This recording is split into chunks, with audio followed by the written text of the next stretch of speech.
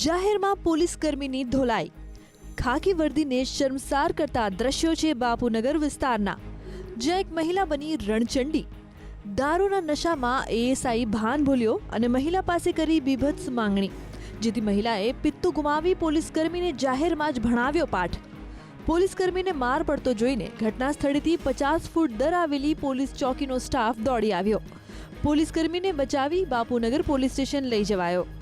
Actually પીધેલી હાલતમાં હતા કે નહોતા એ ખ્યાલ નથી આવતો, પણ બેન અહીંયા બેન મારતા હતા એ પોલીસવાળા ભાઈને. હું દીવાબત્તી કરતો હતો શોપ ઉપર, અને ગ્રાહક બી હતા મારી પાસે, એટલે એટલું ધ્યાન નથી, પણ બેન મારતા હતા એટલું મેં જોયું. એ બેન ત્યાંથી દોડીને આવે અને એ ભાઈને અહીંયા પકડાય. પછી એ બેને મારવાનું ચાલુ કર્યું. બસ 10 મિનિટ સુધી કંઈક મારા એમને, પછી બધી પબ્લિક ભેગી થઈ ગઈ.